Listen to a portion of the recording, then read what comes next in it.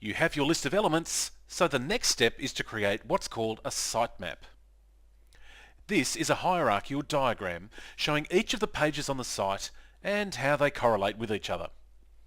Think of this as the rooms on the blueprint of a house. You don't need any special tools to create a sitemap.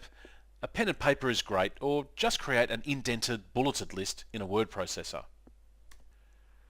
Look at the list of required elements from the brainstorm and create pages to contain those elements. Every site starts with a home page, so that goes at the top of the sitemap. Then come up with the next level, which ideally should be restricted to no more than 8 options. Any more than that and visitors can get confused. So, in our example, the first stage of the map looks like this.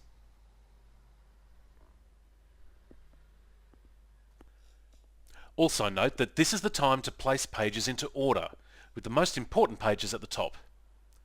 There are still items left on the list, and these will be inserted as a third tier in the hierarchy as follows.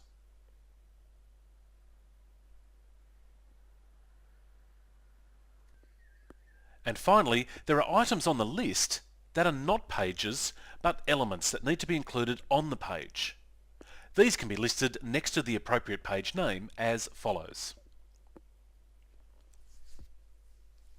So on the home page, there needs to be a logo, some introductory text, a what's new box, a specials box, social icons, trading hours, navigation menus, basic contact details, and some footer text.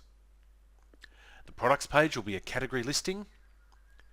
The packages page will be articles from the packages category. Peripherals will have articles from the peripherals category, and same with accessories, what's new, and specials.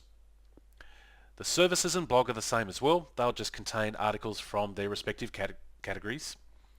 The newsletter page will have information about the email newsletter as well as a registration form. The about page will be a single article. And those subpages, there's staff, FAQs, they also contain articles from their categories. The Find Us page will have a Google map. And the contact page will contain a standard Joomla contact form. So that's a typical sitemap for a small website. It's easier to understand how the website will function by creating a hierarchical illustration, like the sitemap on this slide. Obviously, the more pages you have, the more complex your sitemap. I said before that it's a good idea to keep the top menu to no more than 8 items, which I appreciate won't always be possible, but that's a good guideline. Another one is to keep the depth of the site to no more than 3 levels underneath the home page. That is, you'd have the home page, the main navigation level, a level beneath that, and if necessary, a third level. With this structure, it takes a visitor no more than 3 clicks to get to their desired page.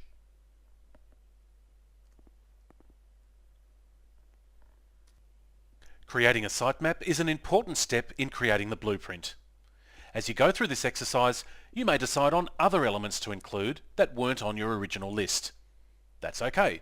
In fact, it's fantastic because, as I keep mentioning, it is much easier to add elements during this planning phase than it is later. If you're engaging a web developer to help you, this would be a sensible point where you'd get them involved.